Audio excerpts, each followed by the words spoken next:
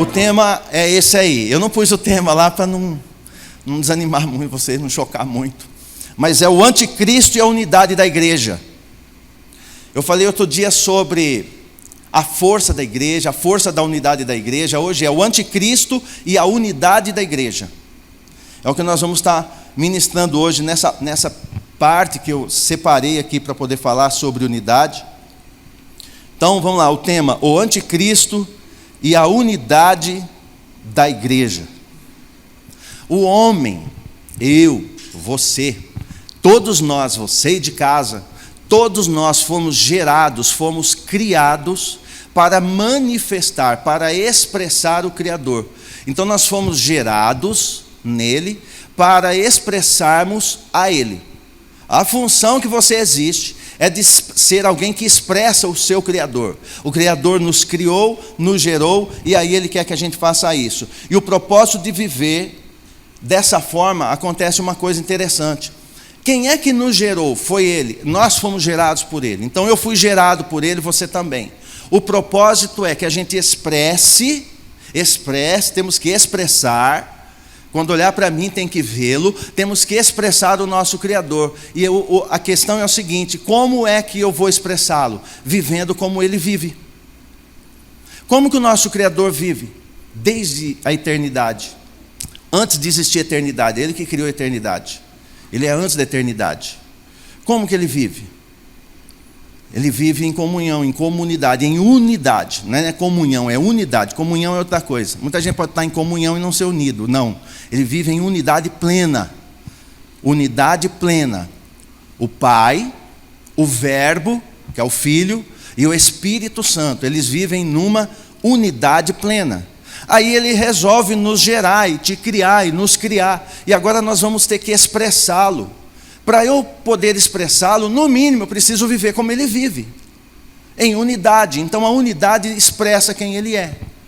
A unidade da igreja consegue expressar quem Ele é. Então nós temos que viver dessa forma. Toda a expressão do Altíssimo na terra é manifestada somente onde há unidade. Toda expressividade do nosso Criador na terra, aonde você vê a manifestação dele na terra, ela só acontece onde há unidade. Ele não se manifesta em divisão, ele não se manifesta onde há facção, onde há rebelião, não. A manifestação da expressão dele é somente onde há unidade. Aonde tiver na terra unidade, ali ele vai estar sendo manifesto. Aliás, é bom que você anote uma coisa, eu não sei se está escrito aí, mas toda a expressão do Altíssimo na terra é manifestada somente onde há unidade dentro. Isso é importante, dentro dos princípios dele.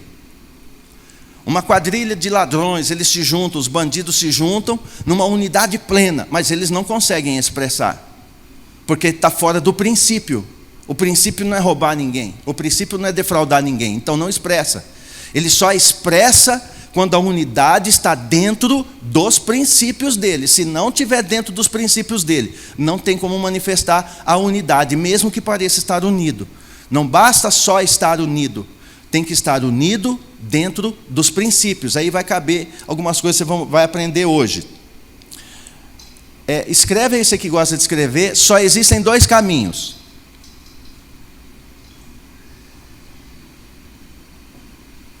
Você sabe que a timeline, linha do tempo, né? Modernamente é timeline, é linha do tempo.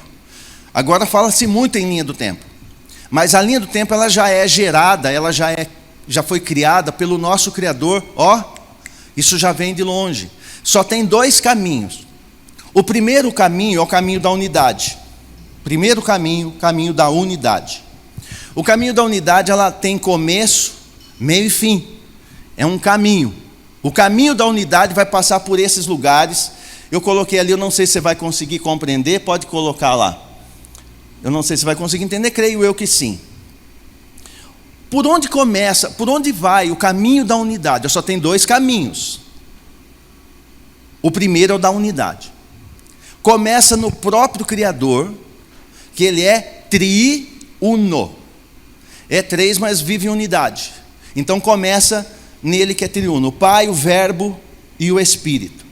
Passa pela árvore da vida, que é uma. mas ela tem o poder de dar vida a muitos. Depois ela passa por Adão, que é um homem coletivo. É um só, mas nele está toda a humanidade. Nele está toda a humanidade. É um homem coletivo. Depois passa por Abraão, que também é um homem coletivo. Que eu já ministrei isso outro dia, só estou recapitulando para você pegar o fio da meada. Então Abraão também é um homem coletivo.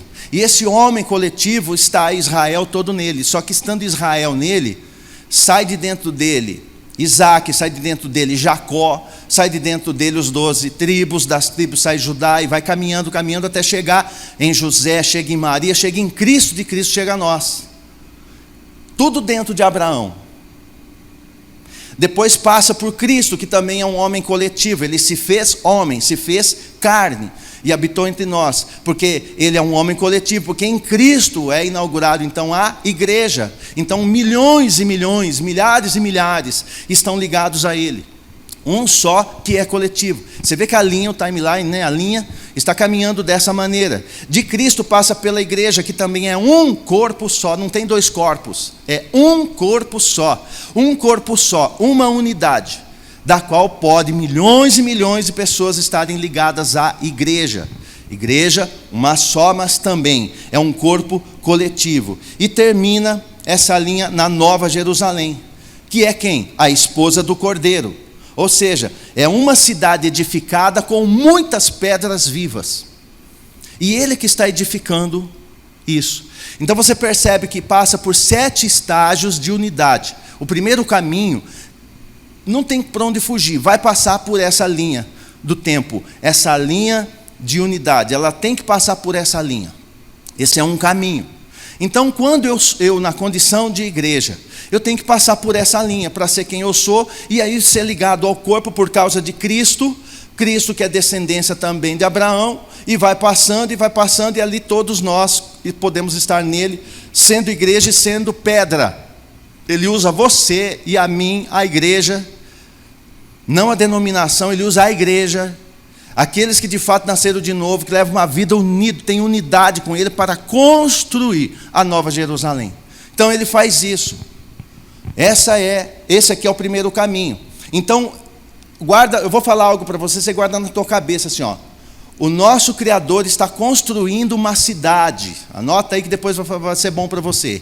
O nosso Criador está edificando, construindo uma cidade. Por isso Cristo diz assim, que ele diz a respeito da igreja, que as portas do inferno não prevaleceriam contra ela, porém ele vai dizer assim, ó, eu a edificarei. Então edificar é construir. Então é ele que está construindo a igreja com o quê? Com pedras vivas. Tá ok? Mas existe um segundo caminho. Se o primeiro é o da unidade, tem o segundo caminho. O segundo caminho é o da rebelião. Também tem um começo e tem um fim. A árvore da vida, volta lá que eu esqueci de falar algo. A árvore da vida, ela passa por ele, a árvore da vida passa por Adão. Depois de Adão, ela é cortada. A árvore da vida é retirada para que, depois do pecado, o homem não fique eternamente perdido. Ele só retirou por um tempo e vai manifestar em Cristo depois. Depois do novo nascimento, ele é a árvore da vida. Então ele volta a trazer uma unidade eterna. Por isso que a salvação não pode ser perdida, porque se eu comi dele, não dá para morrer mais. O estado que eu estou, porque eu comi da árvore da vida chamada Cristo, não tem como morrer mais, é eternamente. Agora nasci de novo, pronto, é filho. Entenderam? Então uma vez filho, não deixa de ser filho. Por quê? Porque comeu da árvore da vida. Quem? Cristo. Então você ingeriu de Cristo, você comeu de Cristo, você creu em Cristo, você deu tua vida a Cristo. Aí você nasceu de novo, então não tem como perder. Por isso que lá no Éden, quando peca, ele retira a árvore da vida. Amém? Segundo caminho da rebelião, agora sim, começa no diabo. O segundo caminho tem um início, começa onde? No opositor, no adversário, começa no diabo. Por quê? Porque, veja aqui, ele é rebelde. O que é a palavra? O que é rebelde? Rebelde é quem saiu da unidade. Saiu da unidade é rebelde. E o rebelde que sai da unidade provoca uma coisa só: rebelião. Então passa pelo diabo, aí vai passar pela árvore também, só que a árvore do conhecimento do bem e do mal, que também é uma só. Mas aí ela trouxe morte a todos. Porque como Eva e Adão comeu da árvore do conhecimento do bem e do mal, já nasce todo mundo morto. Já nasce todo mundo em pecado. Já nasce morto. Então, o segundo caminho, que é o da rebelião, começa no diabo, passa pela árvore do conhecimento do bem e do mal, que é uma, porém, ela trouxe morte a todos, passa por Babel, que é uma unidade de rebeldes. Babel é uma unidade de rebeldes. Passa por Babilônia, que é a cidade de rebeldes. Vai para a grande Babilônia, que é a operação mundial da rebeldia, e termina no Lago de Fogo. E ela vai encerrar no Lago de Fogo, que é a lixeira universal, onde tudo que não presta é lançado ali. Um detalhe que passou talvez batido. Volta a primeira, Gustavo, fazendo um favor. Você vai perceber que aqui na primeira existe algo interessante, ó. Começa nele, que é triuno, e vai seguindo, e vai até Nova Jerusalém. Você percebe uns números aí? São 7 números, porque 7 é perfeição. Fecha-se um ciclo completo dessa forma. Como a rebeldia a rebeldia não nasce no Criador, aí no segundo quadro, começa em Satanás, são só 6, porque 6 é número de homem, e de homem caído. Então não é 7, são 6 estágios. A rebelião passa por 6 estágios. Todo fim do rebelde é lago de fogo. Todo fim da rebelião é lago de fogo. Toda Babilônia, lago de fogo. Toda Babel, lago de fogo. Grande Babilônia, lago de fogo. Então não tem um estágio a mais, são 6. São 7 estágios no primeiro e 6 no segundo. 2 caminhos. Eu e você temos a capacidade que nos foi dada de escolher qual deles queremos, qual deles nós desejamos, queremos seguir. Amém? Então, quando há unidade, expressamos o Criador. Tá? Quando existe a unidade, a gente expressa o Criador. Quando há rebeldia, expressamos o diabo. Todo rebelde, ele não consegue expressar o seu Criador, ele só expressa Satanás, ele não consegue expressar outra coisa. Toda rebeldia ou ato de rebelião, ele vai expressar sempre o diabo. Tudo instituído pelo Criador tem unidade, como já foi dito.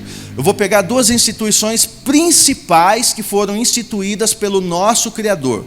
O Eterno, o Altíssimo, ele vai fazer 2 instituições. A primeira, anota, é família.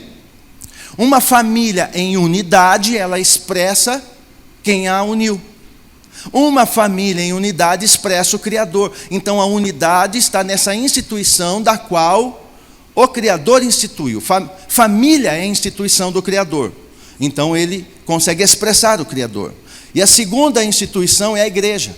Uma igreja em unidade expressa o Criador.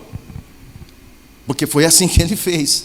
Quando há desunidade, seja da família ou seja da igreja, voluntariamente vai expressar o diabo sempre. Sempre. Não tem como glorificar ao Criador, não tem como glorificar a Cristo na rebelião, nas dores, nessas angústias todas de desunião, de desunidade. A igreja, ela é o corpo de Cristo, que é a unidade expressa de quem a gerou. A igreja é o corpo de Cristo. Isso revela que ela é a unidade que vai expressar exatamente o Cristo que a gerou. Então, como que eu expresso o Cristo? Na unidade, não é no poder. Poder, eu vim lá do outro lado, no outro lado também tem manifestação de poder. Eu vim das trevas, lá também tem. Eu vi coisas lá que eu não vejo nem na igreja. Olha que interessante. Então o poder não manifesta a unidade de Cristo. Aliás, a unidade da igreja expressa a Cristo, mas se não houver unidade na igreja, ela não consegue expressá-lo. Ela não consegue expressá-lo. Quando alguém quebra essa unidade, ele faz o quê? Nós vemos lá em cima. Se rebela. Então, rebeldia é sair da unidade. Toda pessoa que tem dificuldade para a unidade, ele é um rebelde na essência. Ele precisa ser tratado, porque ele precisa se unir. Eu tenho que me unir a você com todas as diferenças que eu e você temos. Precisamos nos unir. Por quê? Porque é exigência do cabeça, senão não é corpo. Precisamos ter unidade. Sem unidade não há igreja e não há expressão viva. Porque a igreja que expressa a Cristo, ela sendo unida, ela revela esse texto que está aí de Efésios. Por que uma igreja em unidade revela? Por causa desse texto que está aí, por exemplo, Efésios 4. Ele diz assim, ó: Verso 3, procurando cuidadosamente manter a unidade, com cuidado, não mantenha ela relaxadamente. Mantenha a unidade cuidadosamente. Cuidadosamente manter a unidade no Espírito, no vínculo da paz. Há um só corpo, há um só Espírito, da mesma forma que a esperança para a qual foste chamados também é uma só, é tudo um. Há um só Senhor, há uma só fé, há um só batismo, há um só Deus e Pai de todos, que é sobre todos, por meio de todos e em todos. Então aqui, quando a igreja está unida, ela manifesta isso. Quando ela não consegue se unir, isso individualmente, eu não consigo me unir, eu individualmente não consigo manifestar isso aqui. E isso vai ficando perigoso, você vai aprender já. E quando alguém se rebela e quebra a unidade da igreja, o que ocorre? Porque você presta atenção, quando a gente está ligado, quando nós estamos ligados, enquanto família, quando existe o pai de família, vai embora, há uma quebra de unidade. Você acha que isso vai manifestar a Cristo? Impossível, está manifestando o outro. Há uma manifestação. E a igreja não é diferente. Então, quando a igreja, agora sim, quando a igreja ela vai trabalhar com rebeldia, com rebelião, porque não dá para falar de unidade sem falar de rebelião, porque é dois lados opostos. Lembra da linha do tempo? Um caminho, outro caminho. Então eu preciso trabalhar com isso para a gente entender. Abre lá a tua Bíblia em Ezequiel, agora você vai ter que abrir tua Bíblia, para a gente acompanhar uma coisa aqui interessante que eu preciso com você. Algo interessante. Ezequiel, no capítulo 28, dependendo da tua versão bíblica, está nessas páginas aí, ou está na outra. Da tua versão da King, vai estar assim. Esperar você abrir. Ezequiel 28. Quando alguém se rebela e quebra a unidade da igreja, você vai entender o que ocorre. Por isso que a unidade da igreja é muito séria, ela é muito primordial. Abre aí, Ezequiel 28.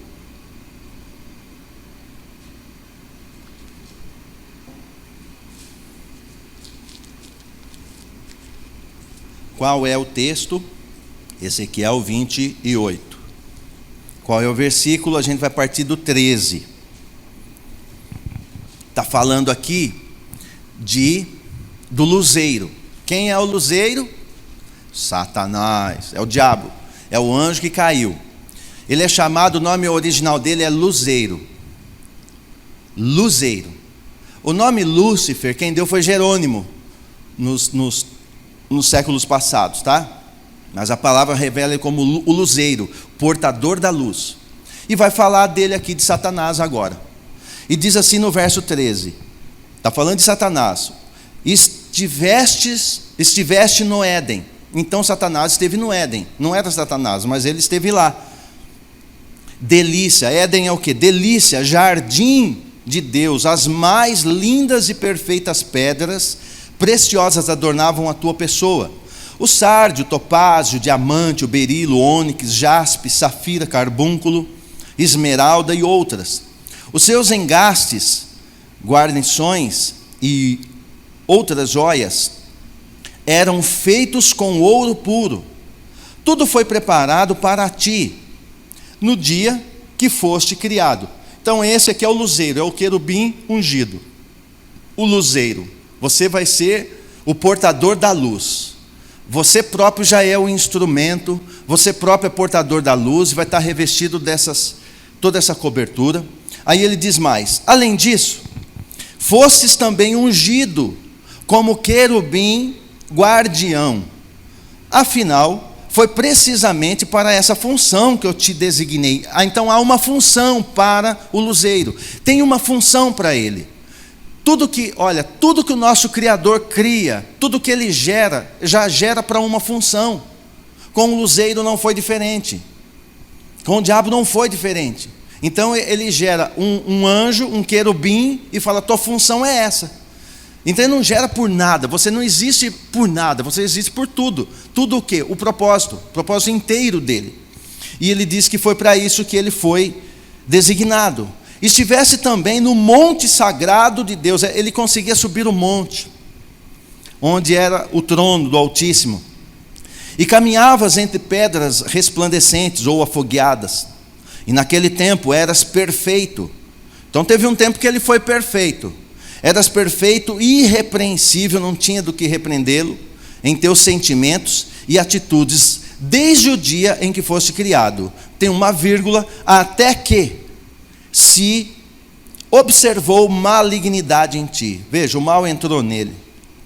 Por intermédio dos teus muitos negócios, em toda a terra encheste o teu coração de arrogância, brutalidade e pecaste. Arrogância e brutalidade e pecaste. Por este motivo eu te lancei profanado e humilhado para longe do monte sagrado de Deus. Eu mesmo te expulsei. Ele mandou Miguel fazer isso. Ele mandou Gabriel fazer isso. Mandou Rafael fazer. Não mandou ninguém fazer isso. Nenhum dos querubins. Tem uma ministração que eu falo o nome dos 7. Vocês não lembram, né? Eu fiquei de postar, depois eu posto. Então, nenhum deles colocou, mandou, lançou ele fora. Aqui diz que ele próprio lançou fora. Ele próprio lançou fora. Profanado e humilhado. Eu mesmo te expulsei, ó querubim da guarda, do meio da glória das pedras fulgurantes, ou pedras afogueadas. O teu coração tornou-se altivo, soberbo, por causa da tua impressionante beleza, formosura. Toma cuidado, hein? Você que se acha muito bonito. Você é. Só não tem problema ser bonito. O problema é deixar essa beleza tomar teu coração. Que ele era tão lindo, tão perfeito em formosura. E corrompeste a tua sabedoria por conta do teu esplendor e a tua fama. A fama derruba, o esplendor derruba, a beleza derruba. Muita coisa que derruba. Não por derrubar em si. É porque não sabe lidar com isso. E ele caiu. Não é pecado ser bonito, né? Por isso a igreja é linda. Amém? Por isso eu te lancei à terra. Esse te lancei à terra, as pessoas pensam quando lê que lançou no planeta Terra. Não, lançou por terra, é no termo, eu te lancei longe da minha presença, eu te derrubei, eu acabei com você. É esse sentido, porque ele nem para a terra vem, tá? E fiz de ti um espetáculo e advertência perante reis e governantes. Aí ele diz no 18, por meio dos teus muitos atos malignos e pecaminosos, e da tua injustiça e desonestidade nos negócios e comércio, profanaste até os teus próprios locais sagrados de culto. Guarda isso, teus próprios locais sagrados de culto. Por isso fiz sair de ti mesmo um fogo tal que te consumiu e te reduzi a cinzas jogada ao chão, à vista de todos quantos estavam contemplando. Todos estes acontecimentos até aqui está ótimo. Então você percebe o que ele fez. Quem é o luzeiro? Ele é um agente de desunidade, ele é um agente de rebelião, um agente de rebeldia, porque ele é rebelde. Ele ficou rebelde pela sua beleza, sua formosura, o seu orgulho. Ele não, há um engano, se você ler, ele não quer o lugar, ele não quer o trono do Altíssimo. Ele vai dizer que ele quer ir além, ele quer mais do que o trono do Altíssimo. Normalmente as pessoas que se rebelam na igreja, porque o assunto é unidade na igreja, mas normalmente as pessoas que se rebelam na igreja, ela tem a ideia assim, ela não quer ser igual à sua liderança, ela quer mais, porque ela já se sente melhor, está entendendo? Já se sente mais, então ela já se rebela naturalmente, porque ela já se sente mais, ela não quer ser igual. Imagina, se eu tivesse aí, eu não faria assim, eu faria melhor. Por isso que ele vai dizer que ele quer erguer o seu trono acima do Altíssimo. Ele vai se revelando assim. Então, por causa disso, aí ocorre o que ocorreu com ele. O Altíssimo vê ele aqui e o lança por terra, o derruba.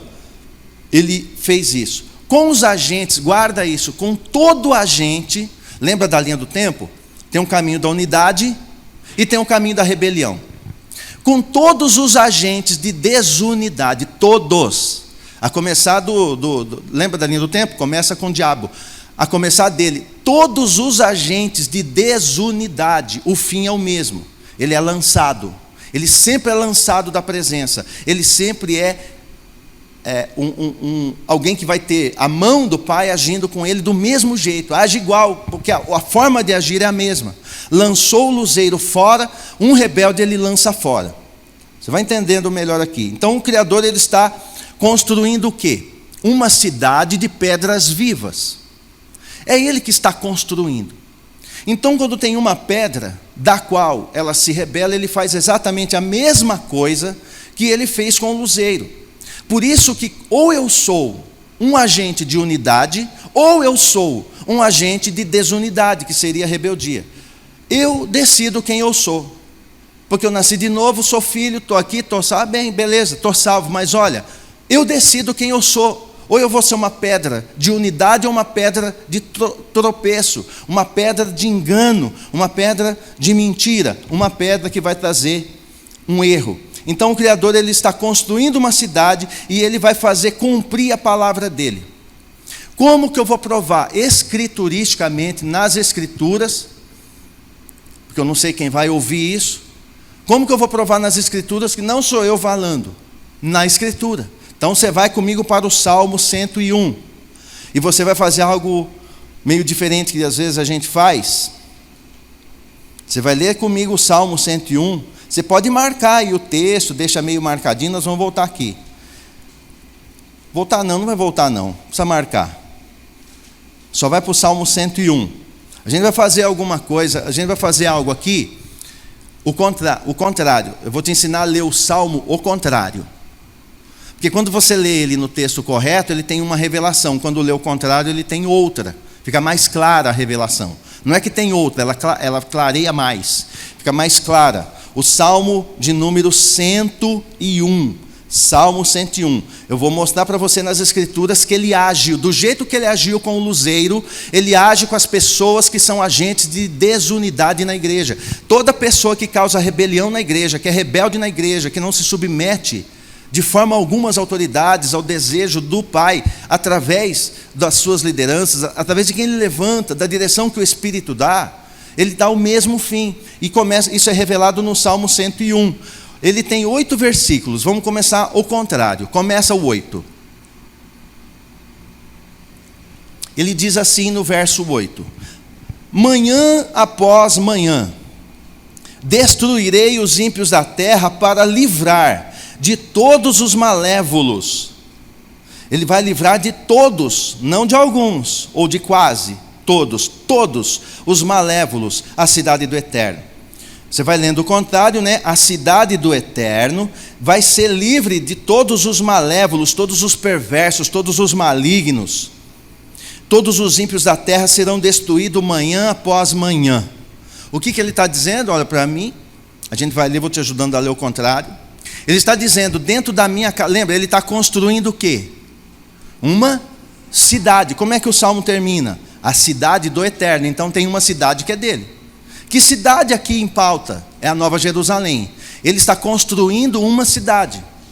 Através de Cristo ele está construindo uma cidade. E ele está dizendo, todo malévolo, todo aquele que quiser afetar a minha edificação, ele diz aqui, eu vou livrá-los, eu vou destruí-los manhã após manhã. Todo dia ele faz uma varrida. Todo dia você deve levantar, tem gente que tem até hábito. Antes de trabalhar, levanta, toma um banho. Você vai limpar teu corpo, é natural, né? De um jeito ou outro. Ele usou para limpar o corpo todo dia de manhã. Porque manhã após manhã ele limpa a igreja. Manhã após manhã ele limpa a Nova Jerusalém. Manhã após manhã ele tira as pedras de engano, as pedras de mentira, as pedras de separação, de desunidade. E ele faz manhã após manhã. Há um texto que ele diz lá em Jeremias, Lamentações, e que a bondade dele é a razão de não sermos consumidos, porque todas as manhãs ele renova a sua misericórdia. Só que todas as manhãs ele renova a misericórdia por sua bondade. Mas todas as manhãs, com essa mesma bondade para conosco, ele limpa a sua cidade. Porque manhã após manhã, ele renova a misericórdia, mas manhã após manhã, junto com a misericórdia, com a sua bondade, ele pratica justiça e executa juízo. Ele limpa a cidade, ele limpa a igreja. Aí diz assim, quem é que ele vai limpar da cidade? Quem que ele tira dessa cidade? Quem que ele não quer para edificar a Nova Jerusalém? Ele não quer aqueles quem pratica obras fraudulentas. Não viverá no meu santuário. O mentiroso não habitará na minha presença. Então toda manhã ele varre um mentiroso. Toda manhã ele vai varrendo os mentirosos, os fraudulentos, aqueles que fingem ser, mas não são, aqueles que são aqueles intrusos, aqueles que são teimosos, aqueles que são fraudulentos. É uma fraude. Conhece crente que é fraude? Pois é. Todo crente fraudulento, ele é uma fraude em pessoa. Ele parece crente, carrega a Bíblia como crente, ele ora como crente, ele parece crente, mas quem enxerga o coração sabe que não é, ele é uma fraude. Em algum momento, numa manhã dessas, ele varre, ele tira da igreja. Quem mais ele tira da sua cidade? Porque ele está construindo uma cidade, a cidade tem que ser santa, linda e pura. Está lá em Apocalipse.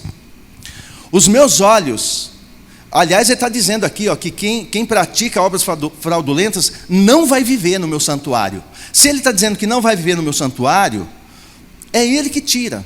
Então não sou eu, não é você, é ele mesmo varre. Aí ele diz no 6, os meus olhos se agradam dos fiéis da terra. E essas pessoas, sim, essas habitarão comigo. Somente quem se dedica a viver com integridade me servirá. Ou me serve por inteiro, aí é pedra de edificação, ou me serve mais ou menos, aí é uma pedra de tropeço. Cuidado, ele pode varrer a qualquer momento.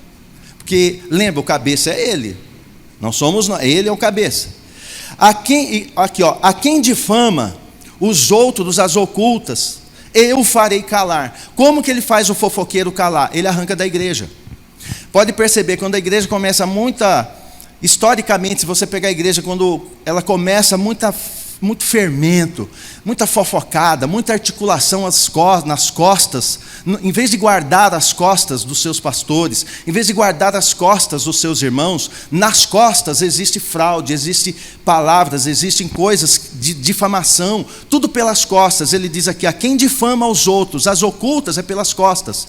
Quem faz isso, eu o farei calar. Que jeito que ele faz calar? Varrendo, ele arranca fora. Por isso que de vez em quando a igreja tem um limpa. Quando tem um limpa, dá aquele alívio assim, ó. Aí era para a gente tomar isso como aula e se unir. Não se associar com quem ele varre, senão você é varrido junto. Que fique isso uma palavra no teu coração para você entender. Você de casa também. Então cuidado com os fofoqueiros, com os fraudulentos, as ocultas. Assim como outros altivos, soberbos, de coração e arrogantes, eu não suportarei. Ele não suporta soberbo, ele não suporta arrogante. O que é soberbo? É quem resiste à palavra, é quem resiste o propósito dele, o que ele quer fazer, resiste. Isso é soberbo, é arrogante. Então ele está dizendo, cuidado, numa manhã dessas eu posso te varrer, posso limpar da minha cidade, porque a minha cidade é edificada com pedras vivas. Então ele vai fazendo isso. Longe de mim os perversos de coração, verso 4. Não me deixarei envolver pelo mal. Então ele nunca vai ser tentado a deixar um fofoqueiro na igreja muito tempo. Algum momento ele corta. Nunca vai deixar uma fraude muito tempo na igreja. Algum momento ele corta. A não ser que ela é inteirinha, é uma fraude. Se ela é inteirinha uma fraude, ele não é que ele corta, aí ele larga. Ele não vai no culto, ele não recebe nada, ele nunca está lá. E você vai percebendo isso. Ela vai se diluindo porque é obra de homem. Mas quando ele está no controle, em algum momento ele varre, ele limpa a igreja. Vira e mexe, ele faz um limpa. E toda vez que ele limpa, você pode ver, as pedras que são tiradas na limpeza são esse perfil que eu estou descrevendo aqui. Aí ele diz aqui, eu não colocarei diante dos meus olhos nada que seja pernicioso. Eu detesto a conduta dos infiéis. Tais atitudes jamais me conquistarão. Então a infidelidade, você não conquista o Criador, você o afasta. A infidelidade o afasta, porque ele diz que ele não gosta da conduta dos infiéis. E a infidelidade em todos os aspectos da infidelidade. Porque se você fala de mim nas costas, é um fiel. Se eu falo de você nas costas, eu sou infiel. Mas o que eu faço se ele fez algo que eu não gostei? Fala para a pessoa. Faz igual Cristo, fala na cara. Cristo chega para o fariseu e diz, vocês são raça de víboras, vocês são hipócritas, são atores, são falsos, mas no rosto. Ele nunca fala às escondidas nem para um discípulo dele. Tudo que ele tem que falar, ele fala na frente, porque daí ele não pratica o famoso Lashon Hará, que é a língua maledicente, que gera lepra. E se tiver lepra, não pode ser esposa. A esposa não é leprosa, ela não tem mancha, e ela não tem ruga, ela não tem lepra. Então ela precisa ser idônea. Cuidado para quem você empresta os ouvidos lá fora. Cuidado para quem você empresta suas palavras lá fora. De quem você está falando. Se você falar da igreja, você é um instrumento de desunidade e é um rebelde. Ainda que pareça que não, mas é. Porque fala mal daqueles que ele gerou. Não esqueça que quando eu atinjo o corpo, eu estou afetando a cabeça. Quando eu machuco o corpo, eu estou machucando a Cristo, porque o corpo é corpo de Cristo. Então estamos falando de unidade. Mas você vai aguentar, irmãos, até daqui a pouco, senão vai melhorar. Então diz assim, verso 2: quero instruir-me no caminho da perfeição. Quando virás ao meu encontro? Aqui o salmista diz: eu quero proceder com o coração íntegro dentro da minha casa. Quero proceder com o coração íntegro dentro de minha casa.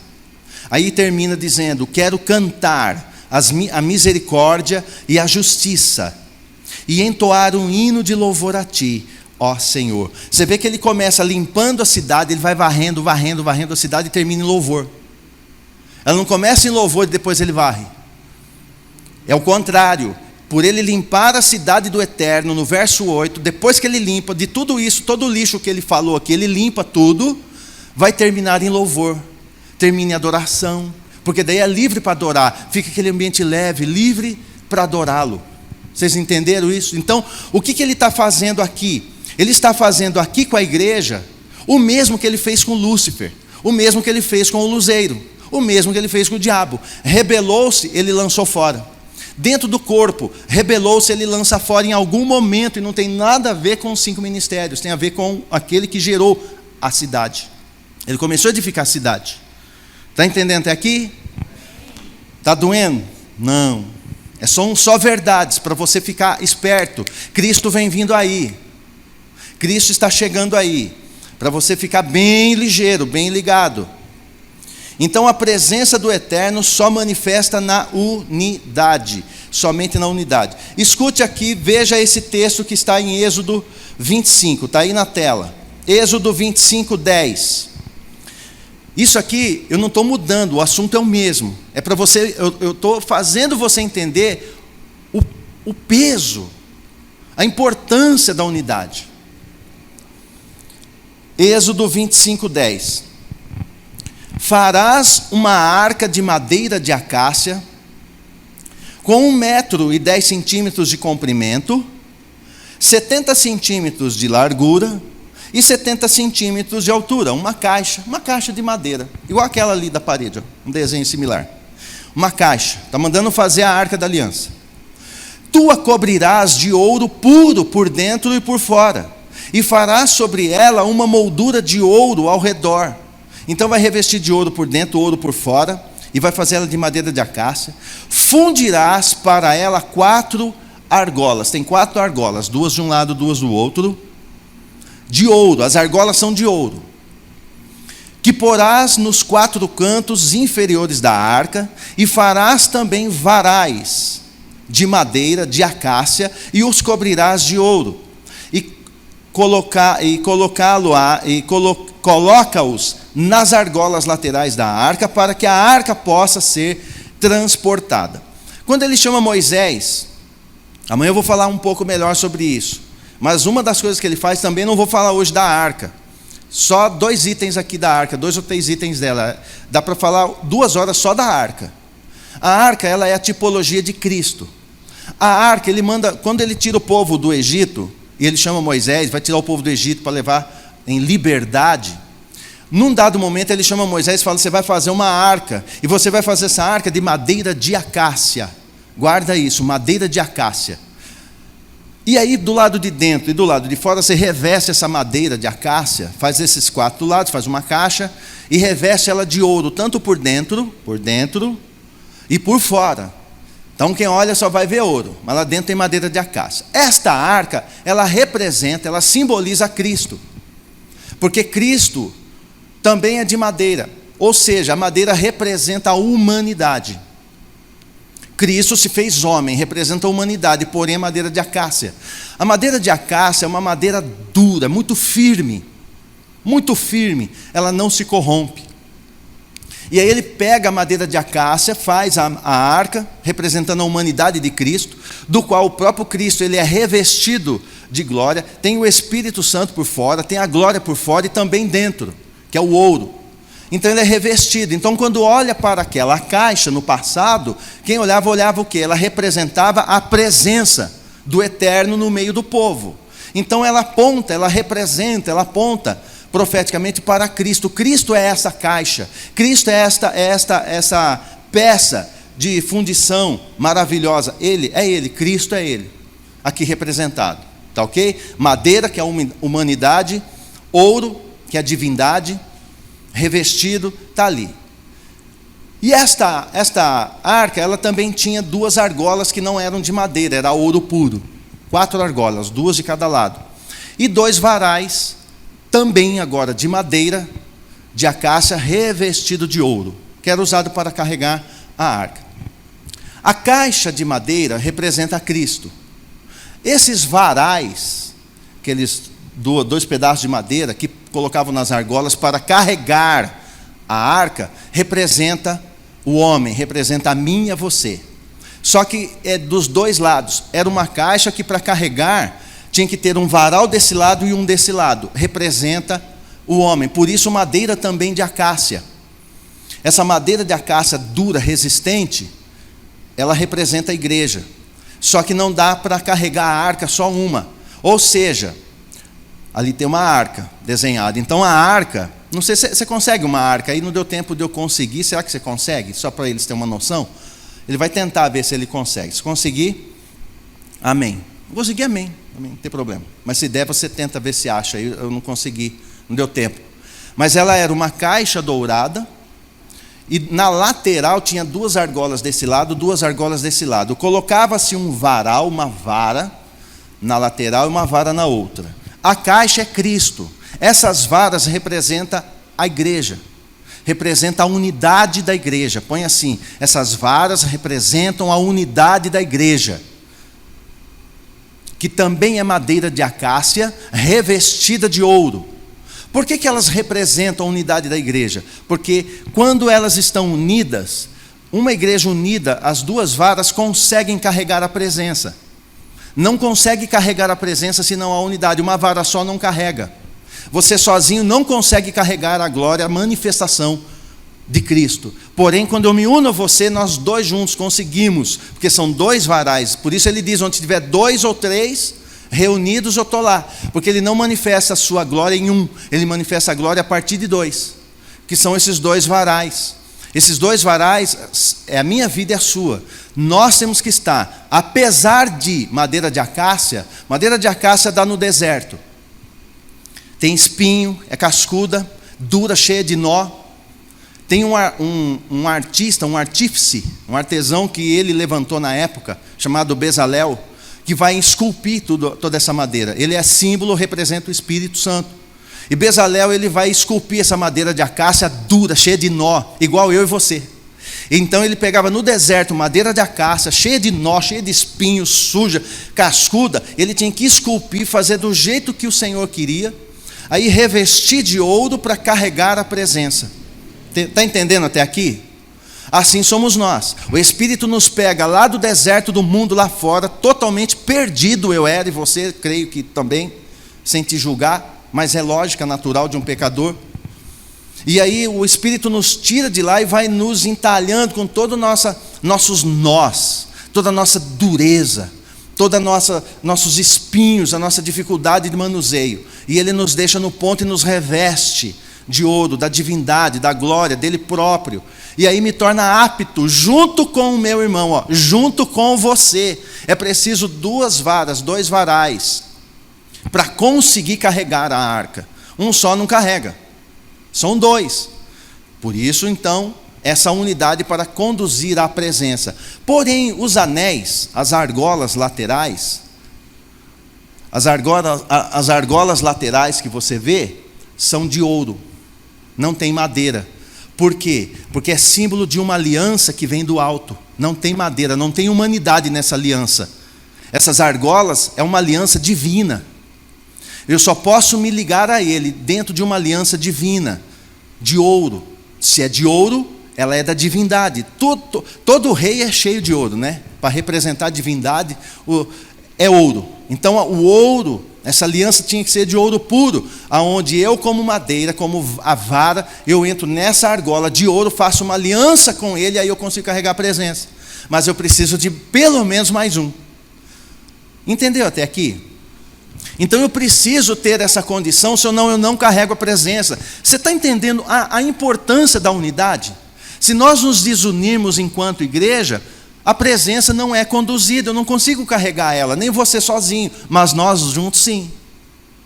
Nós juntos conseguimos, por isso não se serve Deus em casa, por isso não fica aí desigrejado, anda para lá, anda para cá. Isso são rebeldias, são nuances de rebeldia. Não consegue carregar a glória, porque toda pessoa que não está em um convívio do corpo, ele já se acha melhor do que o corpo, por isso não está ali, porque ele acha que é melhor, ou ela é melhor do que o corpo, então não quer se unir, porque ele fica reclamando, isso aí não dá, mas no fundo é porque não quer se unir. Então a dificuldade da unidade já tem uma pitada lá assim de rebelião.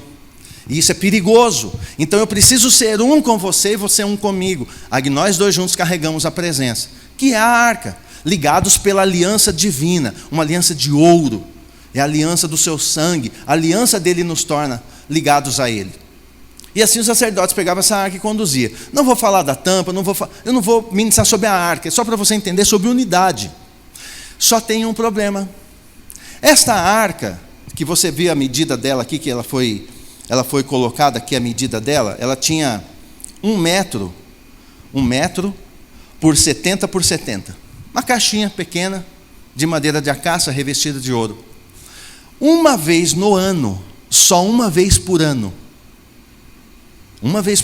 o sumo sacerdote entrava lá e ele podia entrar na presença dessa arca, que é a presença dele, e ele se manifestava, uma vez por ano. Aí, o que ele faz quando ele manda construir o tabernáculo? O que ele faz quando ele manda construir o tabernáculo? Tenta achar o tabernáculo sem a lona, só com as paredes de ouro, as tábuas de ouro em volta assim. Se der, não tem problema, acha o tabernáculo mesmo. Está vendo como a gente precisa um do outro? Um precisa do outro. Eu dou a dica, ele procura ali, se tem, aí ele acha e todo mundo é edificado, enquanto eu vou falando. Então aí o que ele faz? Aquela caixa, só o sumo sacerdote tinha acesso a ela. Então representa Cristo, que ficava ali escondido e ninguém poderia vê-lo.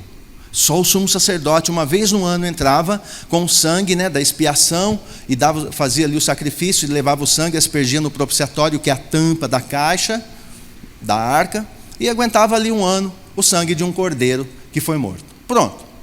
Só que era dessa forma. Aí qual é a grande ideia ou idealização do Criador? Ele vai mandar fazer uma outra coisa. Você está vai para Êxodo 26, vai lá. Acha aí a tua Bíblia, Êxodo, é o 2º livro da Bíblia, é facinho de você encontrar. Êxodo 26. Êxodo 26, 15. Veja a perfeição e a questão séria da unidade.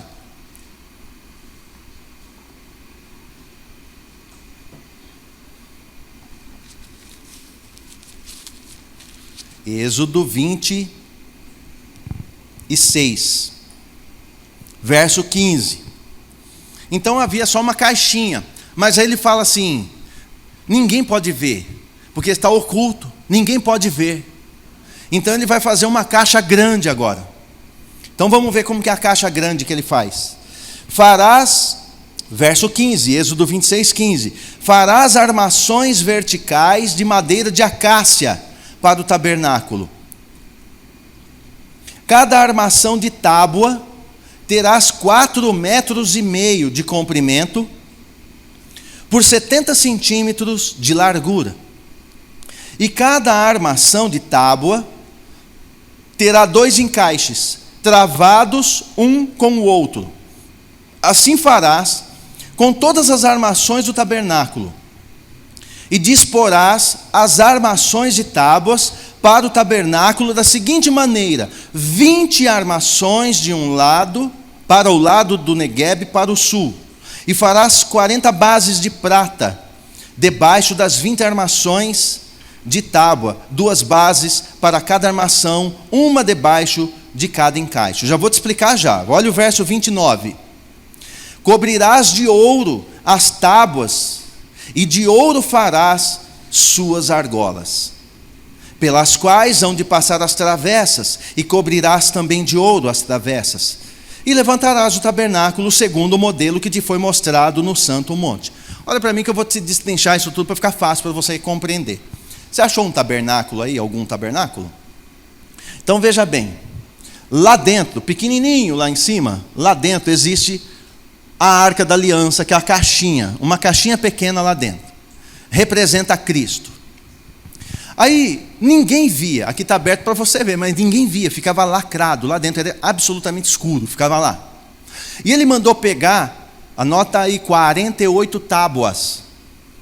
48 tábuas, 20 tábuas de um lado, 20 tábuas do outro, e 6 tábuas no fundo, com 2 tábuas, uma a cada canto no fundo. Então, o total, 48 tábuas, 20, 20 e 6, com mais uma a cada canto, totalizando 8 no fim. Então, com 48 tábuas. De quê? De acácia, com 4,5 metros, lá dentro a arca escondida. Por que na frente não tem? Porque na frente da arca havia ali o véu de 1 tonelada, que ninguém entrava. Então, diante da arca, aqui está aberto, mas havia um véu que ninguém entrava. Então, essas laterais, essas 48 tábuas, representam a unidade da igreja. Por quê? Uma tábua sozinha é só uma tábua. Mas ele fala, você vai pegar 48 tábuas, 20 tábuas, 20 tábuas, e essas 8 do fundo, 6 com mais uma cada canto, 8, 48 tábuas. Vai entalhar, também de madeira de acácia. Imagina quanto que esse Bezalel trabalhou. Madeira de acácia, vai fazer as tábuas e vai revestir de ouro.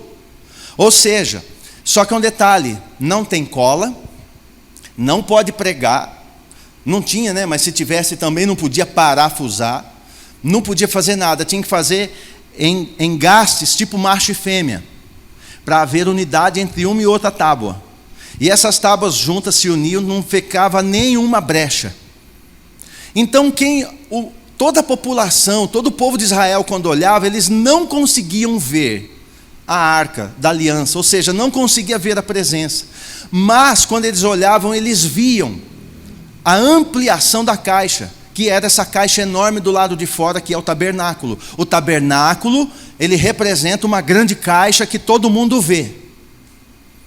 Você já está começando a pegar. Então hoje, muitos não conseguem ver Cristo, mas quando ele olha para a igreja, lá dentro, escondidinho, está Cristo dentro do teu coração. Então a arca da presença tem que estar no meio da unidade. Se essas tábuas não estivessem unidas, se elas não estivessem ali seladas uma com a outra, havendo unidade, não havia manifestação. Então, para haver manifestação da igreja, na igreja de Cristo, é preciso haver unidade. Sem unidade não manifesta, porque lá, se não tivesse tudo isso armado, muito bem feito, não havia manifestação do Criador ali. Que uma vez por ano ele manifestava, vinha numa nuvem, ali iluminava o ambiente da arca, só um via. Mas o tabernáculo todo mundo via de fora. Hoje é igual, não vê Cristo, mas vê você e a mim. Não, ele vê a nós. O mundo tem que ver a nós, a unidade. Se formos tábuas separadas, tábuas que não se encaixam de forma alguma, não conseguimos fazer um ambiente do qual Cristo se manifesta, só manifesta na unidade. E o que isso tem a ver? Tem que ver, são 48 tábuas. Eu dei um estudo sobre tabernáculo, acho que foi 8 ministrações, mas não falei sobre isso. São 48 tábuas. 48 não, ele é um número múltiplo. 6 vezes 8, 48. 6 vezes 8, 48. Lúcifer, lá na frente, Satanás, o adversário, o anticristo, vai vir uma marca, ele vai vir com o 666. Porque 6, 6, 6. 6 é número de homem. Então, o 6 é número de homem. Então, você gosta de anotar? Anota aí, o 6 é o governo do homem em excesso. É 6, é 6, é 6, nunca chega no 7. Então, é um governo humano, um governo carnal, é um governo do homem imperfeito que nunca consegue alcançar a perfeição. Mas é insistente. Então, é o excesso de governo humano. E ele tenta excluir o governo do Altíssimo. O governo do anticristo tenta excluir o governo do Altíssimo e vai usar o homem, o governo humano, não passa disso, que é número de homem. E aí ele manda fazer 48 tábuas, que é um múltiplo exatamente, 6 vezes 8. Então veja bem, se o 6 representa a humanidade, o homem, o 8 representa o recomeço. 8 representa recomeço, porque todos os ciclos das Escrituras terminam em 7. Todos eles terminam em 7. Quando ele quer operar, principalmente na terra, ele vai usar ciclos de 7. De 7 em 7 anos a tua vida muda alguma coisa. De 7 em 7 anos existem algumas alterações. De 7 em 7 anos muda-se o ciclo. De 7 em 7 anos, 7 cartas, 7 igrejas, 7 trombetas, 7 taças, 7 selos, 7, sempre múltiplo de 7. E sempre vai fazer isso. E o 6 que representa o homem. Mas o 8 representa o recomeço, porque não existe o 8 nesse sentido. É 7. Quando é 8 já é recomeço, está recomeçando, é a ressurreição, está ressurgindo. Então 6 vezes 8 é o homem tendo a oportunidade do seu recomeço. É o homem podendo ser participante da ressurreição. Então, um homem ressurreto, representado nos 48 tábuas, que representam um homem ressurreto, vestido de glória, onde Cristo está lá dentro sendo manifesto. Pegou aí? Então, 48 representa uma unidade plena 6 vezes 8. 6 da humanidade que agora tem uma oportunidade de manifestar o recomeço, a ressurreição. Onde agora ele pode, sendo ressurreto e unido, não separado, unido, nós unidos, aí Cristo se manifesta no meio dela. Por isso que ele vem lá na frente com 666, tentando abolir o 8, não tem recomeço, não tem nada, o que tem é homem, homem, homem, homem. Por que só tem 666, homem, homem, homem? Por quê? Porque o homem caiu já no início, ele vai usar o homem caído para fazer isso, porque ele não tem, Satanás, ele é anjo, ele é espírito, ele não tem liberdade para agir na terra sem o homem. Então ele vai usar o homem corrompido, a humanidade corrompida, para que ele possa agir em cima do próprio homem que vai agindo. Daí porque o 666, todo o sistema do 666 é pelo homem. Tudo que você imaginar que ajuda no sistema único, só você olhar pelo mundo afora. Um único governo, uma única religião, uma só moeda, tudo isso é gerado pelo próprio homem, inspirado por ele, já que ele não pode fazer, o homem corrompido faz. 666. Está entendendo? E não é escatologia o assunto, é unidade, é só para você compreender isso aqui. Então, o homem está tendo essa oportunidade. Tem um detalhe que eu não sei se passou batido, aí em Êxodo, que diz assim, verso 16: cada armação de tábua terá 4,5 metros de comprimento por 70 centímetros de largura, e cada armação de tábua terá 2 encaixes, travados um com o outro, e assim farás as armações do tabernáculo. Essas armações, essas tábuas de 4,5 metros para ficar de pé, da onde é a acácia? Do deserto. Bezalel pegava a madeira bruta do deserto, trazia, entalhava, aplainava, revestia de ouro, para usar agora no tabernáculo que vai estar ali comportando a glória divina lá dentro. Então ele fazia isso, Bezalel fazia isso com uma excelência muito grande. E ele pegava lá no deserto essa madeira de acácia e fazia todo esse artesanato, essa obra artesanal. Quando ele fazia essa retirada e fazia essa tábua de 4,5 metros, quando ele vinha para manter essas tábuas de pé, existia uma base de prata. Escreve aí, prata, redenção. Prata é redenção. Então ele pegava madeira de acácia, ele moldava ela segundo o que ele queria, revestia de ouro, e aí ele não deixava ela tocar na terra mais. Agora tem a prata é a redenção. Quando você é tirado do mundo lá fora e vem para Cristo, você não presta mais para o mundo. Agora entre você e o mundo, embora você está no mundo, você não é mais do mundo. Há uma prata, há uma redenção entre nós. É isso que o tabernáculo diz. Para manter a unidade aqui em cima, nós precisamos ser redimidos pelo sangue. A prata é redenção.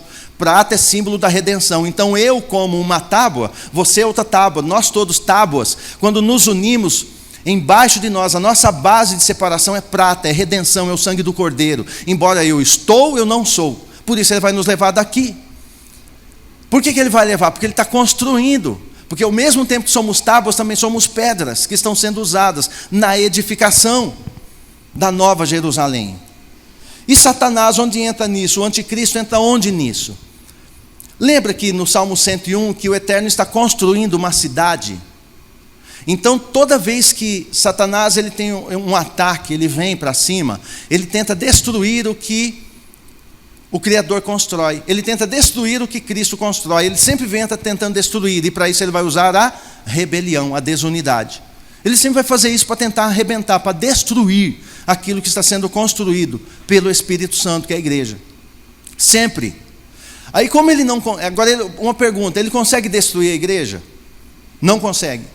Porque aquele que está em Cristo, nova criatura é, e o maligno não lhe toca. Então aquele que verdadeiramente está na condição de igreja, unido, ama um ao outro, com todas as diferenças, e sabe quem é em Cristo, o maligno não toca. Então como que ele faz? Se ele não pode derrubar, ele ajuda a levantar, do jeito dele. Aí vem no movimento agora, no final dos tempos, porque o tempo está acabando, já acabou, né? O que ele faz? Ele vem com uma palavra, é a palavra de ordem, ecumenismo. Então ele vai, lembra que quando o Judas vem e dá um beijo no rosto de Cristo ali, ele está dizendo com um beijo no rosto, você é igual a mim, nós somos igualzinho, ó. É nós, você fala aí, né? É nós, ele quer dizer isso para Cristo. Quando ele vem com o ecumenismo, ele quer dizer que a igreja de Cristo é igual a qualquer religião. Então qualquer religião está bom, porque para ele nenhuma religião presta. Então cria uma, engloba tudo, inclusive a igreja.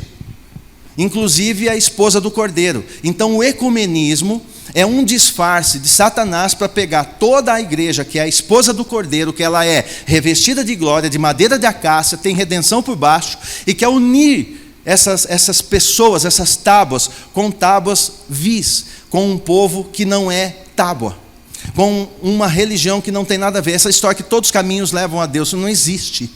O caminho é Cristo.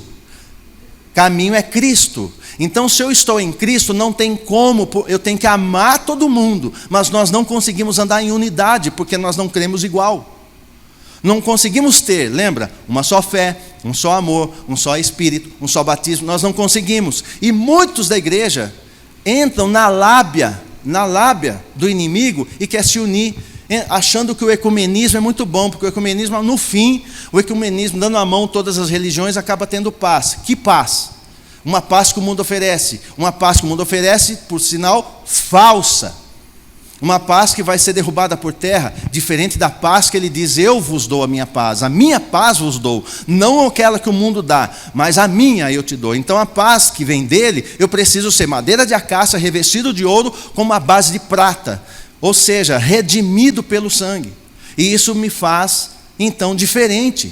Não é melhor nem pior, é diferente. Você é diferente, então temos que estar unidos. E a nossa unidade, então, conseguimos agora unidos manifestar a glória do Cordeiro no seio da igreja. Como não há unidade, não há manifestação. Quando se une, a manifestação era natural. A igreja de Atos, ela se unia tanto que a manifestação era natural. Ela é natural, porque onde 2 ou 3 está, eu estou. Ele falou. Você acha que ele mentiu? Não. Ele estava brincando conosco? Não. É que precisa haver uma unidade plena, ele está nos caminhando, nos levando a entender e a nos unir de tal maneira, porque eu estou entendendo o quê? Ele quer se manifestar, mas precisa da unidade da igreja. Nós precisamos nos unir em oração, nos unir em convicção, nos unir na certeza. Deixar as nossas diferenças de lado e nos unir, entendendo que temos um só Rei, um só Salvador, um só Redentor, um só que nos levanta da terra, um só que vai nos levar, um só que vai raptar a sua esposa. Ele não vai raptar qualquer religião, ele vai raptar a sua esposa. Ele nunca gerou religião, ele vai raptar e vai levar a esposa do Cordeiro. Ou seja, a Nova Jerusalém. Vem, eu te mostrarei. A esposa do Cordeiro vai lá e mostra a Nova Jerusalém, que é uma cidade. Veja, ele está construindo uma cidade. Amanhã você vai saber disso. Ele está construindo uma cidade com pedras vivas. Essa cidade, eu e você, somos pedras que ele manuseia para construir. E aí sermos um com ele. E essa cidade não precisa de sol, não precisa de nada. Por que lá diz que a cidade não precisa de sol? Porque ele é a luz. Ele próprio é a luz. Se ele é a luz da cidade, é porque ele está dentro dela, ele está junto dela. Está entendendo? Você conseguiu entender um pouco da importância da nossa unidade? Não é só falar assim, temos que ser um, dar mãozinha, é bonito, sim, mas é mais do que, é muito mais profundo. Unidade é muito mais profundo. Não é dar mãozinha, vamos orar, vamos concordar que vai dar certo. Não, não é isso, não é oração de concordância desse jeito. A oração de concordância é porque eu já sou unido. Aí eu sou desunido, aí eu quero unir com você para a gente concordar em alguma coisa aqui na terra, porque ele falou que está ligado lá. Aí ora e não acontece nada. Ele mentiu ou é eu que estou errado? É eu que estou equivocado. Eu não entendi o que é unidade. Agora, quando eu sou um, independente, como foi dito no início pela pastora, independente de onde eu estou, eu consigo ser um com você, independente da geografia. Onde você estiver, eu sou um com você. Mesmo que a gente não consiga estar em comunhão, tem muita gente em comunhão que está desunido. Mas nós conseguimos ser unidos, mesmo que cada um está fazendo os afazeres. Citei naquele dia, a família do Black está lá nos Estados Unidos, mas estamos unidos, conectados, um só Espírito, uma só fé, e assim caminhamos. Amém? Por hoje eu creio que está bom, essa questão de unidade. Então lembre disso. O anticristo é a unidade da igreja, ele quer estragar a unidade da igreja, porque ele sabe que se ele dividir, ele quebra. Toda casa dividida cai. Então ele vai querer unir a igreja com aquilo que ela não pode ser unida. E ele já tem feito isso há muito tempo. Ele tem unido a igreja com o Egito, que é o mundo. Ele tem unido a igreja com crenças variadas, que não tem nada a ver com a igreja. Ele tem unido a igreja com tantas coisas, com teologias e filosofias, e tanto ias, que acaba não indo para lugar nenhum. Eu preciso ser aquilo que ele diz que eu sou, de fato, que devo ser. Filho. Um filho que se relaciona com o seu pai. E que tem o seu irmão. Quem tem irmão em casa aqui? Alguém tem irmão? Irmã? Irmão? Você briga com o seu irmão lá na sua casa? Já deu uns pega lá com o irmão? Já, né? Às vezes dá até umas roladas ali no... Aí briga com o irmão. Quem tem esse irmão assim, briga. É natural brigar. O que ocorre? Briga. Aí vem um terceiro lá, não sei de onde, e quer agredir esse irmão. Aí você vira. Fala, não, aqui não, eu bato nele, você não. Por quê? Porque embora tenha algumas diferenças, mas a unidade é muito forte. O meu pai, que já se foi, ele falava assim, o sangue puxa. Porque aí a unidade da irmandade é muito forte. Por mais que haja discórdia, são irmãos. Filhos do pai. Então nós como igreja temos um pai e devemos ter a mesma unidade, uma unidade da qual, por mais que haja alguma diferençazinha, não toca no meu irmão. Eu discuto com ele, porque meu irmão, eu falo, eu não gostei disso aqui, tá? Aí depois está lá se abraçando, beijando, está ali fazendo o que tem que fazer juntos, porque é natural ter algumas diferençazinhas. Isso está sendo aperfeiçoado. O problema é que querem encontrar uma igreja perfeita. O próprio que busca uma igreja perfeita já está denunciando que se ele entrar lá, ele quebrou a igreja, porque o imperfeito é ele de buscar isso. Não existe. Estamos caminhando para uma perfeição e unidade. Então não fique buscando defeito. Se buscar defeito, você vai dar de cara com um espelho e vai se ver nele. Então não busque defeito, busque a Cristo. Você olha para Cristo e diga para Cristo, olha, eu quero ser um contigo e me ajuda a ser um com meu irmão, porque eu quero ser uma dessas tábuas que vai unir com ele, que vão fechar todas as brechas e que a tua glória vai manifestar no nosso meio. É isso que eu tenho que ser, é isso que eu tenho que almejar. É isso que eu preciso sonhar como igreja, como filho do Altíssimo, ter unidade. E amanhã eu vou te passar algumas coisas muito profundas com relação a você ser o templo do Espírito. Uma continuação, quem está aqui não vai poder vir amanhã, vai acompanhar pela live, eu vou deixar lá. para que você veja a importância da nossa unidade. Não é só cantar de unidade, falar de unidade, é realmente ser um com o outro. Repito, com todas as diferenças. Ser um, eu posso não concordar com muita coisa, mas que temos que concordar em uma coisa: só Ele salva, só Ele redime. Todos nós somos tábuas e todos nós somos iacácia. Todos nós somos duros, cascudos, espinhosos e precisamos do Espírito Santo para nos entalhar. Todos nós precisamos. Isso precisamos ter essa certeza. Se eu ter essa certeza que eu preciso do Espírito Santo, porque eu tenho um monte de nó na minha vida, Ele vai vir, Ele vai com as ferramentas certas, Ele vai me deixar no ponto para me encaixar com você. E aí nós fechamos as brechas e a glória vem e se manifesta no nosso meio. Aí o mundo lá fora não vai ver a arca, ele não vai ver Cristo, mas ele vai ver a caixa grande. O que é a igreja? É a ampliação da caixa. O que é a igreja? É a ampliação da caixa. Lembra? A caixa, a arca da aliança é uma caixinha. O tabernáculo, uma caixona. Ou seja, na unidade das tábuas a caixinha foi ampliada a visão dela. Então Cristo, eles podem não ver, mas uma coisa eles podem ver, é a unidade da igreja. Nós somos a ampliação da presença de Cristo. Uma ampliação da caixa que habita em nós. Amém? Amém. Aleluia. Vocês entenderam? Conseguiram entender? Então tá bom. Vamos levantar? Vamos ficar de pé? As tábuas de 4,5 metros. Não dá tempo para eu falar todas essas simbologias. Tudo tem um porquê dos 4,5 metros, dos 70 centímetros. Mas o que importa na unidade é isso. É saber que eu preciso ser unido a você e você a mim, para que a glória se manifeste. Eu acredito, eu creio, que esses dias que está sendo ministrado dessa maneira, Ele já está unindo você a mim mais do que antes. Eu acredito que por essas ministrações, a importância que tem isso, o Espírito Santo está conseguindo nos unir mais. Como que Ele nos une? Porque eu vou entendendo mais sobre isso. Então eu não tenho que procurar o defeito no meu irmão, na minha irmã. Eu tenho que procurar qual é o lugar de nós como tábua se encaixar para a glória manifestar. Amém? Então é isso. Então, por estar nos unindo, eu tenho no meu coração uma coisa só. Está muito, mas muito, muito perto para ele levar a sua esposa. Porque ele vai levar uma só. Quanto mais unidos nós formos, mais ela é esposa do Cordeiro. Porque ele leva uma esposa só. Uma esposa. Ou seja, partes do corpo ligado na esposa. A esposa do Cordeiro, a esposa de Cristo. Então, se Ele está falando tanto, cobrando de nós tanta unidade, não se rebele. Não seja alguém que sai da unidade. Fique unido, porque breve Ele vai levar. Amém? Amanhã eu falo um pouco mais sobre isso. E cuidado com o anticristo e a unidade da igreja. Tudo que ele quer fazer é quebrar essa unidade. Amém? Pai, obrigado pela Tua palavra, pelo Teu ensino, pelo Teu manifestar, pela revelação da Tua palavra, pelo entendimento e pela necessidade que o Senhor está revelando a nós de sermos unidos, para unidos também subirmos. Só pode subir unido se já for unido aqui embaixo. Só vai ser unido lá em cima se já vai nascer essa unidade aqui embaixo.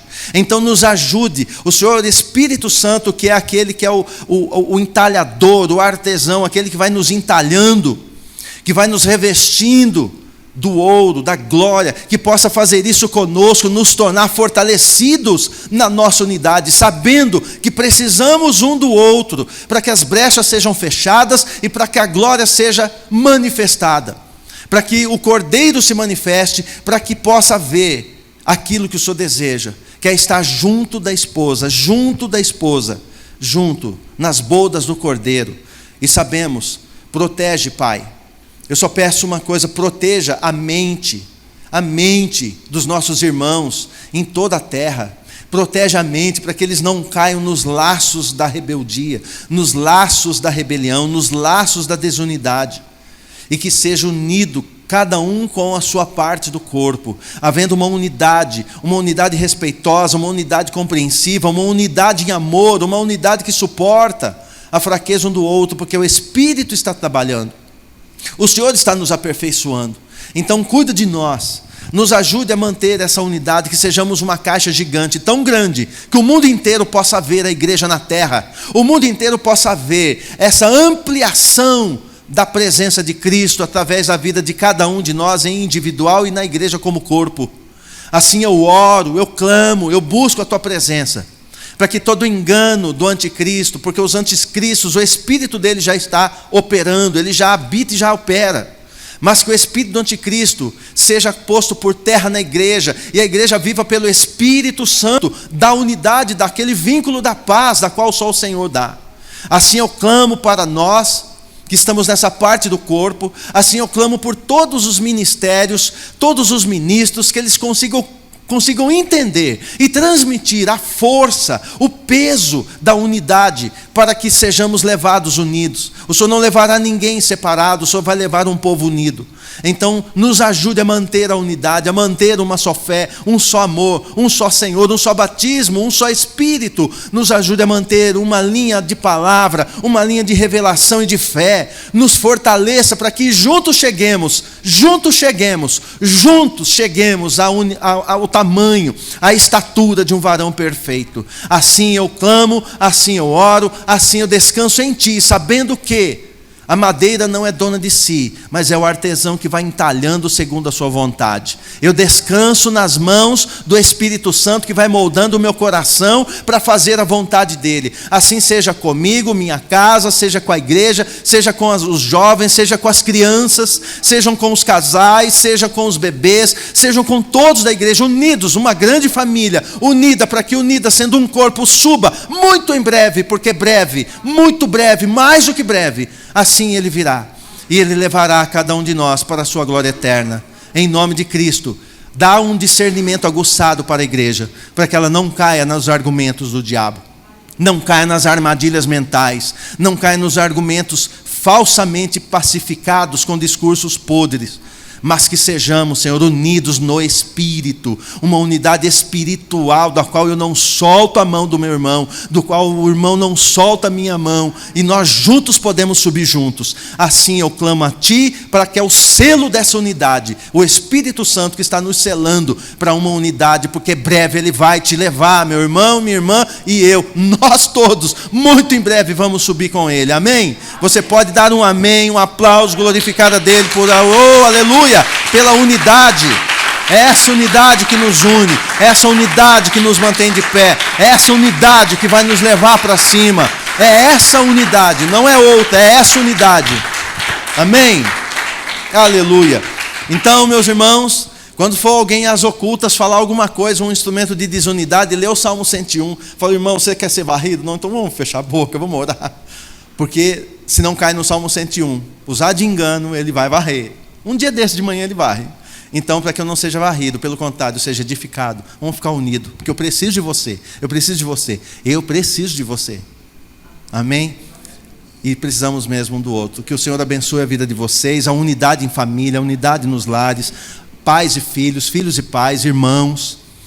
Haja uma unidade plena, que fortaleça vocês em todos os aspectos. E nós como igreja também, unidos, para aquele que vai nos levar em breve, amém? E vocês de casa também, embora distante, mas somos um só, unidos no Espírito. Coma dessa palavra, vê de novo, escreve e viva ela, amém? E essa postura vai nos levar todos juntos para o mesmo lugar, na mesa do Cordeiro, amém?